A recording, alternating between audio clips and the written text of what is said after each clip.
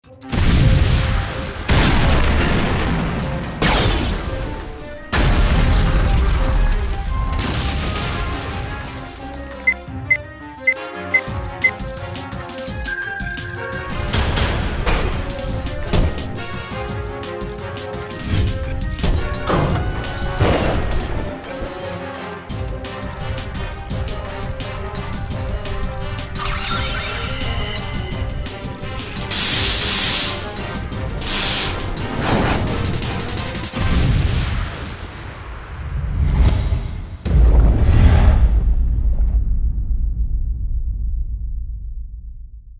guys, Dr. Blue 25 and Archer 9234. With episode 132 of Ranger Review. Today we have the Power Rangers up here, the Nitro Sword, and the Rail Saber, aka the Mantan Gun, and the Kankanbar from Engine Sentai go-onger. So now we have the Nitro Sword, or the Mantan Gun. Now this is mainly much the arsenal of the go-ongers that all of them have. They all have one, at least one. And of course, the sword that you get in this one is number 2, which is the blue one. The gun is actually a nice little design. It really is at least almost size accurate. You can't fit an adult size collector hand on it, so it's not too small or too wide or just randomly But it's weird. not perfectly the size for the show is, but it's close enough. It's close enough to do it. To put the soul in, you just gotta pop it up. And just like in the show, they insert it in. And then of course you can see from here, you see the symbol of whatever soul you put in. It could be 1 to 12 or even all the other random souls that you can actually put in. It supports all the extra souls and the regular souls, the chain souls, whatever soul you want. Normally when you press the button, it'll activate a sound effect, and the sound effects are actually on the back so you can hear them of the soul. You can actually activate the sound effects just like the Go phone will do it, or the wing trigger, or even the shift changer. It doesn't really matter which one it does, they all make almost the same sounds. Now, engine souls 1 through 3 have specific sounds that are built for the Mantan Gun. Now we're changing into the sword or baton mode. We just gotta press the button down here. And here's sword mode. Now this gimmick is actually a nice gimmick. It reminds me of the original Power Blaster because the Power Blaster did turn into a gun and a sword. And the Lightspeed Blaster too. It did have the same baton switch to gun mode. It's similar to that, but the only difference is that now, unlike the other two, the whole barrel is actually round instead of being a straight up sword-like thing. Now you can still activate the sound effects by pressing the little button right here. It does have specific sound effects when you go into this mode for 1 through 3 cell. The only downside about this is it's kind of short. Well, the grip is actually nearly full size. This blade / pole is way too short. Now another accessory that you get is actually the holder. Now the holder, you actually can clip it onto your belt or whatnot and just wear it like, you know, the go-ongers would do it in the sides. So now we have the Rail Saber or the Kankanbar. Now this of course reminds you of like a little stop sign for a little train because it has the train motif right here, and of course the final 3 engines were trains. Now this was actually used a few times, and this is actually an interesting kind of feature too, or you can say like a little stop signal thing, because in the show they actually use like a stop signal to stop the enemies. It's actually one of the few weapons that actually uses 2 engine souls instead of being 1 for each of the weapons. Now the engine souls that you get inside, and this is actually the first time, we get 2 engine souls in this. You get 11 and 12. To put the souls in, you just gotta push the little button here. You can put them either way, it doesn't really matter, but the specific way is 11 left, right, 12.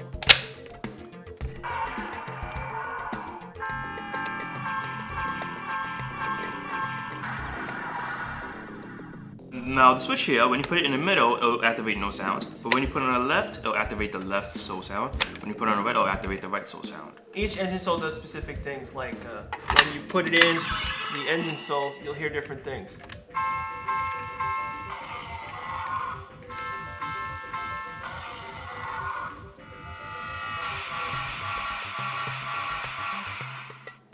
For an adult collector, it's almost okay. The handle part, again, like the Mantan Gun, is pretty close. It's pretty close, but the downside is it's really weird heavy right here in the front, and then the sword or gun part is just really short.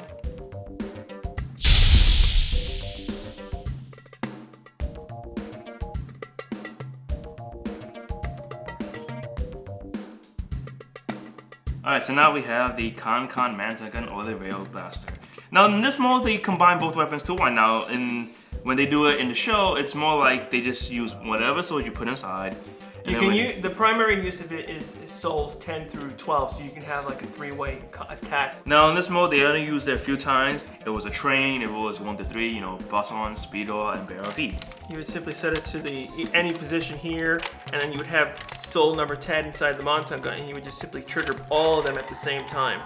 I like the mode, I just don't like the design of it because you're now using both hands to actually hold the thing. Because it's not like a real gun where instead it'll be like right here in the front and you can just use it to cock, but instead it's on the bottom now. And it feels weird because you got one on the top and one on the bottom, and it's like, it just doesn't feel right at all. So now we have the special sword set. Now in this set we actually came with the handle blaster sword. Now sadly this was actually not included in the real handle blaster because instead it was a video game. Now this sword was mainly just used for GT, but it's just a special sword just to, you know, activate sounds and whatnot.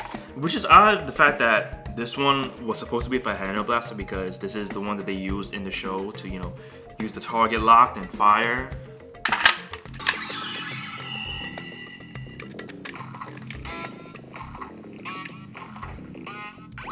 This is the charging up noise. And then there's a third sound effect when you push both buttons. Now that engine soul was actually used in all the commercials of the go-onger toy line. In the beginning, he'll always say engine soul, and then it'll show you what it was, either the Zords, the weapons, or the souls, whichever one it is. Now the handle blaster, it had specific sounds that when you plugged it in would match what the show did, and it still works in all the other things. Now the candy souls are actually almost the same thing as the deluxe souls, but the only difference is that they were candy, and they do work just like the other souls do, but instead you don't get the light.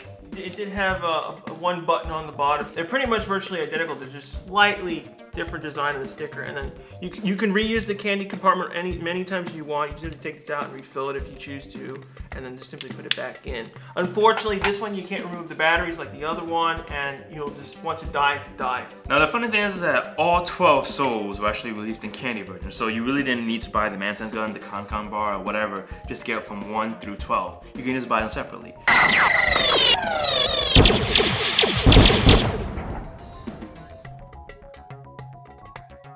Now, alteration-wise, from the Japanese one to the American one. Now, of course, the first one that we noticed is that the little baton was changed to orange. Another addition was they added a little hook because it was just a different version of it. The size is almost similar. It was released twice, one in the regular retail exclusive and then the Disney exclusive actually had one. Now, another alteration is that, of course, we don't have the whole bottom feature to put the engine soul in because there is no sounds or lights and whatnot. We took out chrome, of course. The handle was actually changed, which is really odd. I guess they didn't want, you know, kids thinking that it's a real gun and all that. The see-through windows are actually opaque. The way the cells were loaded in were from the back, and the sound effects were built directly in it. It came with actually a mini game, but the cells don't actually function.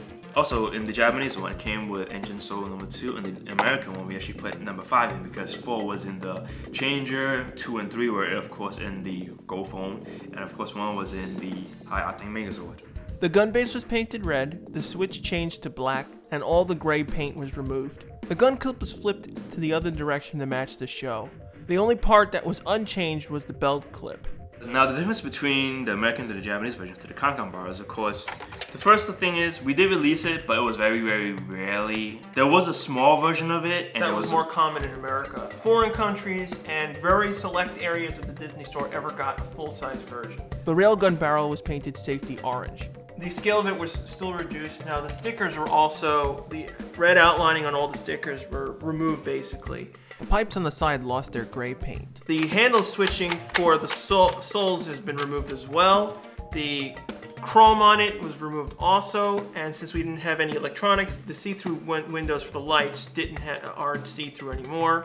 And the gray paint that's over here extends all the way down to the flap. And in the larger version of the set, it did come with engine cells 11 and 12, while the mini version that came with the helmet one didn't come with any cells at all. Another thing that was also changed was the connector for the Nitro Sword. It was basically shrunken down. And the red button on the top was also changed to black, along with the main button on the handle as well.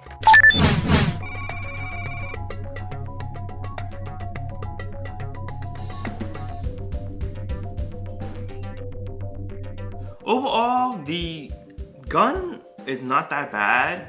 I mean, the whole orange, because of safety issues, is understandable. and it's pretty close to the original size. So if you really want the US one, you can pick it up. It's really not that much of a difference. Now the Kankanbar, you really don't need it. You really kind of don't need it. The extra sound effect is really not worth it. And the fact that you actually can buy the candy versions of the 11 and 12 just to make up for them is actually much better, because you would have had to spend about $100 because of the size of the box just for the Kankanbar.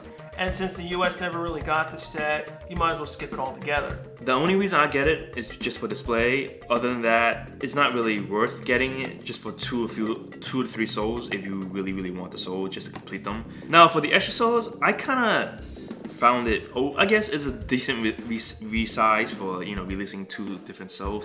The only downside is that the souls are really easy to break, and they're not really that like, you know, amazingly important. But yeah, that's it for a review of the Mantan Gun and the Kankanbar. Join us next time for the Power Rangers Megaforce, the Megaforce figurines. Rate, comment, subscribe, and we'll see you next time. Hey guys, Technical 25. And Archer 9234. What about 132 of Ranger Review? Do it again, you stuck. Try to get it to work. It'll actually work.